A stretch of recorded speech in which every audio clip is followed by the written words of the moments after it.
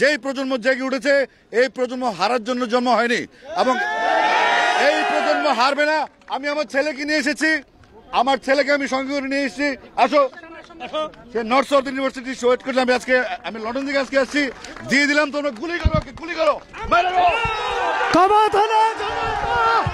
পারে না, আমার বাচ্চার ফিউচারের জন্যই আমি আসলে ওর এখানে নিয়ে আসছি, যাতে ও মানে দেখে শিখে যে কিভাবে অধিকারটা আদায় করতে হয়। এই বাংলাদেশের মাটিতে এই কলঙ্কিত অধ্যায়ের অবসান হতে হবে এবং আপামর মানুষ রাস্তায় নেমেছে, রাজপথে নেমেছে ন্যায্য ন্যায়ের দাবি এবং শান্তির দাবিটা আমি কামনা করছি। রাজনীতিবিদরাই তো দেশ পরিচালনা করবেন, তারা যেন রাজনীতিবিদরা বা ক্ষমতায় যারা থাকবেন তারা যেন জনগণকে দাস মনে না করেন, জনগণকে যেন চাকর বাকর মনে না করেন, জনগণকে যেন সম্মানটা দেন। এই সম্মানটুকু পেলেই সবকিছুর সমাধান হয়ে যাবে ইনশাআল্লাহ।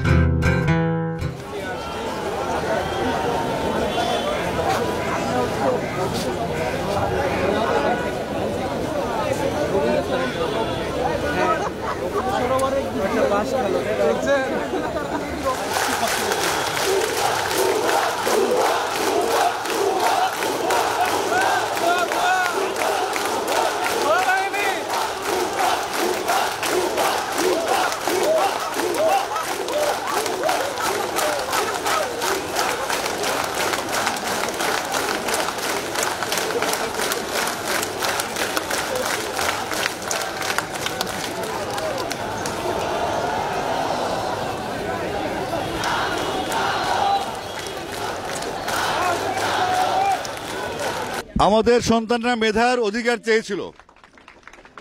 চেয়েছিল মেধার ভিত্তিতে তাদের কর্মসংস্থান, তাদের পড়াশোনা, তাদের সবকিছু হোক। তারা কোনো রাষ্ট্র ক্ষমতার পরিবর্তন চায় নাই, তারা কারো ক্ষমতাচ্যুতি চায় নাই, তারা চেয়েছিল মেধার মূল্যায়ন হোক। সেই মেধার মূল্যায়ন চাইতে গিয়ে যদি আমাদের সন্তানরা বুলেটবিদ্ধ হয়, প্রকাশে দিনে রাতে হেলিকপ্টারে করে এদিকে সেদিকে যে কোনোভাবে আমাদের সন্তানকে হত্যা করা হয়েছে, শিশুদেরকে হত্যা করা হয়েছে, নিরাপরাধ মানুষকে হত্যা করা হয়েছে, নিরাপরাধ ঘরের মধ্যে বসে থাকে বউ যারা পরিবার আছে তাদেরকে হত্যা করে, ছোট ছোট শিশু যারা অবুঝমান পৃথিবীর আলো দেখে তাদেরকে হত্যা করেছে। এখন এই আন্দোলন থেকে পিছু হটার কোনো সুযোগ নাই, আমাদেরও কিছু করার নেই, আমরা ব্যর্থ। এই ছাত্ররা সড়ক আন্দোলন করেছিল, এই ছাত্ররা এখন কিশোর বয়স থেকে তরুণ হয়েছে এবং তার ম্যাচিউর হয়েছে। আমরা কোনো কিছু সিদ্ধান্ত নিব না, আমরা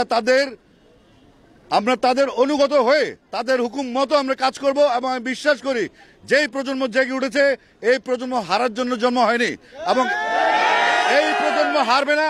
আমি আমার ছেলেকে নিয়ে এসেছি, আমার ছেলেকে আমি সঙ্গে করে নিয়ে এসেছি। আসো, সে নর্থ সাউথ ইউনিভার্সিটি ওয়েট করলে আমি লন্ডন থেকে আজকে আসছি, দিয়ে দিলাম তোমরা গুলি করো, গুলি করো। সবাই আজকে কোনো কথা নাই, শুধু অল আউট গেম, যে কোনো ভাবে দফা একটা দফা একটা দাবি, এক দফা এক দাবি, স্বৈরাচারটি কবে যাবি? আমরা মিলিত হবো শহীদ মিনারে। Thank you. আমার সন্তান আবু সাইদ, আমার সন্তান আসিফ আকবরের সন্তান, আমার সন্তান, আমার সন্তানের রক্তেই মাটি ভিজেছে। যে অধিকারের জন্য আমার সন্তানের মাটিতে এই বাংলাদেশের 55,000 বর্গমাইল ভিজেছে, সেই মাটিতে স্বাধিকারের উপযুক্ত জয় ছাড়া ছাত্র সমাজ ঘরে ফিরবে না। এক দফা এক দাবি, শেখ হাসিনা কবে যাবি? বিবেদনা সংগ্রাম, সংগ্রাম, ক্ষমতা না জনতা, জনতা। এক দফা এক দাবি, হাসিনা কবে যাবি? এক দফা এক দাবি। ও কই স্লোগান দেবেন? দিয়েছি তো রক্ত, আরো দেব রক্ত, আরো দেব রক্ত, দিয়েছি তো রক্ত।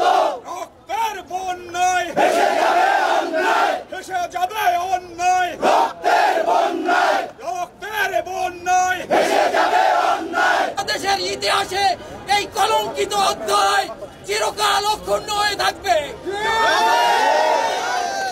আজ আমরা অভিভাবক হিসাবে এই কলঙ্ক লেপনের জন্য নেমেছি। আমরা চাই এই অন্যায়ের বিচার হতে হবে, এই বাংলাদেশের মাটিতে এই কলঙ্কিত অধ্যায়ের অবসান হতে হবে। লজ্জায় বাঁচি না, লজ্জায় বাঁচি না, ছি ছি হাসিনা, ছি ছি হাসিনা, লজ্জায় বাঁচি না। নিষ্ঠুরতম বর্বরতম উপায়ে যে দমন করা হয়েছে বিশ্বের বুকে বাংলাদেশে এক স্বৈরাচারী এক ফ্যাসিবাদ সরকার যে নৃশংসতা দেখিয়েছে, সেই স্বৈরাচারী সরকারের নৃশংসতা, সেই ফ্যাসিবাদের বিরুদ্ধে আমরা আজকে একাত্মতা ঘোষণা করতে এই জায়গায় এসেছি। আইনের শাসন পরাভূত হয়েছে, ডাইবিটার লুণ্ঠিত হয়েছে, মানুষের অধিকার লঙ্ঘন হয়েছে। বাংলাদেশের মানুষ তাই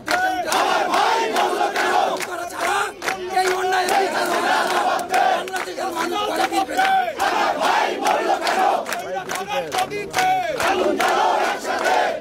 দফা এক দাবি এক স্বৈরাচারের পদত্যাগ, দফা এক দাবি এক স্বৈরাচারের পদত্যাগ, দফা এক দাবি এক স্বৈরাচারের পদত্যাগ, দফা এক দাবি এক স্বৈরাচারের পদত্যাগ, দফা এক দাবি এক স্বৈরাচারের পদত্যাগ, দফা এক দাবি এক স্বৈরাচারের পদত্যাগ, দফা এক দাবি এক স্বৈরাচারের পদত্যাগ। যদি তার ক্ষমতা তার জনগণের পছন্দ না হয়, জনগণের ভালো না লাগে, সেটা মেনে নিবেন কি নিবেন না সেটা তাদের রাষ্ট্রীয় ব্যাপার। জনগণের মনের দাবি এবং জনগণের জীবন জানমাল শান্তির দাবি, সেই দাবিটা যেহেতু আমাদের যে মা বোনরা নেমেছে এবং আপামর মানুষ রাস্তায় নেমেছে, রাজপথে নেমেছে, ন্যায্য ন্যায়ের দাবি এবং শান্তির দাবিটা আমি কামনা করছি এবং সেই দাবি যেন রাষ্ট্র সঠিকভাবে মেনে নিয়ে সর্বাত্মক সহযোগিতা জনগণকে করে, ছাত্রদেরকে করে, সেই কামনা করছি আমি।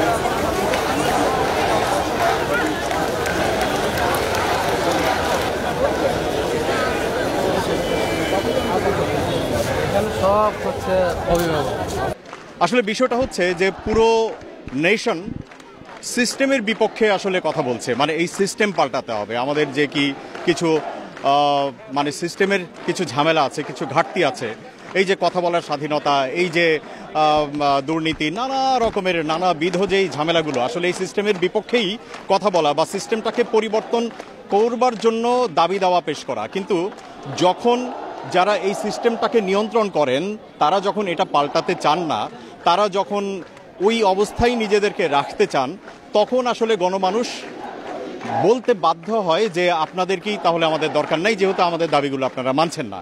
আসলে সব কিছুর সমাধান এই যে মানুষ যা বলছে একজন সাধারণ মানুষ হিসাবে, একজন সাধারণ নাগরিক হিসাবে আমার একটাই, মানে আমি জানি যে সমাধান একটা আছে, এবং সেই সমাধানটা হচ্ছে যে আমাদের পালসটা বুঝতে হবে। এই যে মানুষ কি বলতে চায়, মানুষ যে সিস্টেম পরিবর্তনটা চায়, মানুষ আজকে যেভাবে জেগে উঠেছে যে তাদের এই যে দুর্নীতি, এই যে শত শত কোটি টাকার দুর্নীতি, মানুষ চলে যাচ্ছে, তারপরে কথা বলা যাচ্ছে না, ছাত্ররা আন্দোলন করছে এবং সেই ছাত্রদেরকে নানা রকমের ট্যাগ দিয়ে তাদেরকে আবার গ্রেপ্তার করা হচ্ছে, তাদেরকে নানা রকমের জুলুম করা হচ্ছে, এটা বন্ধ হতে হবে।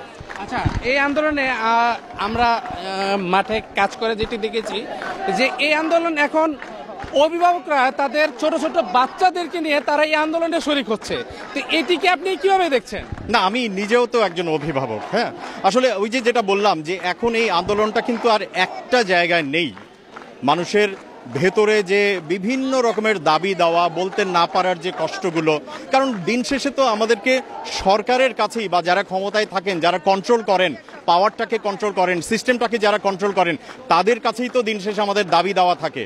তো সেই তাদের কাছেই আসলে এখন গণমানুষের দাবি।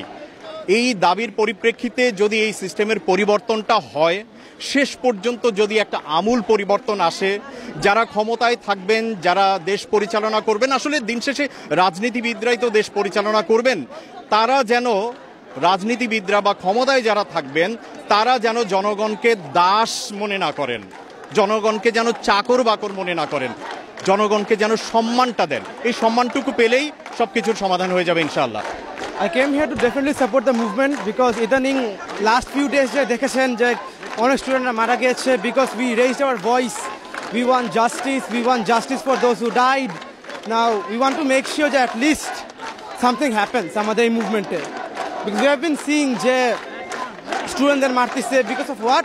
Because আমরা ভয়েস রেজ করছি. So I think it's very unfair that the government is like pushing us back rather than helping us, বলবো এটা আমি। আচ্ছা, ব্র্যাক ইউনিভার্সিটির কিন্তু একজন সম্মানিত শিক্ষক আসিফ মাহতাবকে গ্রেপ্তার করা হয়েছে, তো এটিকে আপনারা কিভাবে দেখছেন? এটা আসিফ স্যারকে তো he definitely helped us, so he raised our voice and he got arrested. Now it's in a way it's very sad যে even আমাদের ফ্যাকাল্টিরাও যেমন when they raise voices they even get arrested, so it's pretty sad বলবো আমি। in a way it is sad. আমি যখন ওই গল্পগুলো পড়ছি, মানে ওই জিনিসগুলো যখন আমার সামনে আসছে যে একটা 3-4 বছরের বাচ্চা তার বাবার বুকে গুলি খাইছে, ওইটা পড়ার পরে না আসলে আমি ওইটা থেকে আসলে আমি আমার বাচ্চাকে আলাদা করতে পারি নাই। আর আমরা মনে করি যে আসলে যদি এই অবস্থায় আমাদের সবার আসা উচিত, সবারই আন্দোলনে পার্টিসিপেট করা উচিত, কারণ মানে একটা স্বৈরাচারী রাষ্ট্র ব্যবস্থায় কখনোই আসলে মানুষের জন্য ভালো কিছু হইতে পারে না। আমার বাচ্চার ফিউচারের জন্যই আমি আসলে ওর এখানে নিয়ে আসছি, যাতে ও মানে দেখে শিখে যে কিভাবে অধিকারটা আদায় করতে হয়। আচ্ছা, শিক্ষার্থীদের আন্দোলনে ছিল 9 দফা, সেইটিকে এখন বাদ দিয়ে সবাই 1 দফাতে গিয়ে পৌঁছেছে। এই সরকারের তারা পদত্যাগ চাচ্ছে, এটিকে আপনি কিভাবে দেখছেন?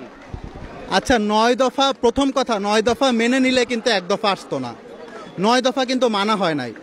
আর 9 দফা না মেনে উল্টা মানুষকে গ্রেফতার করে হত্যা করে, কালকেও অনেকগুলো মানুষ মারা গেছে, অনেকগুলো লাশ পড়ছে, হত্যা করে মানুষের ওপর টর্চার করে জিনিসটাকে আসলে সরকারই 9 দফাকে 1 দফা বানিয়েছে। কারণ সরকার যদি 9 দফা মেনে নিত, 9 দফা কিন্তু খুব বেশি কঠিন কিছু ছিল না।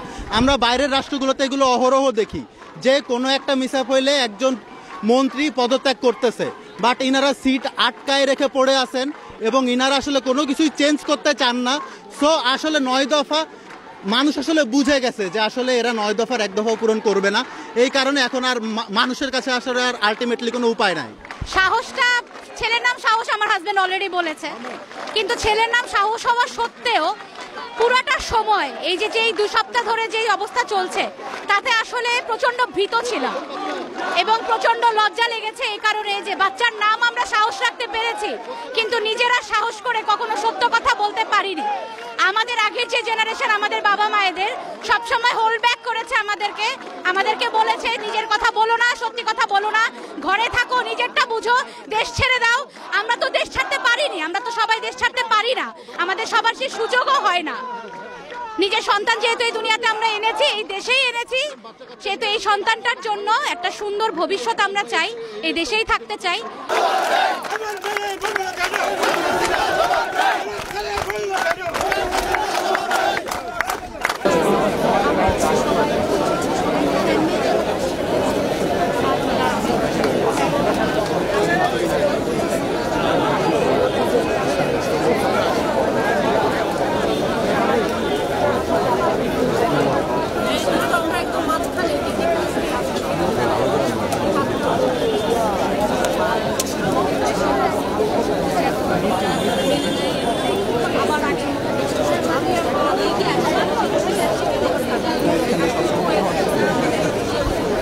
Babylon.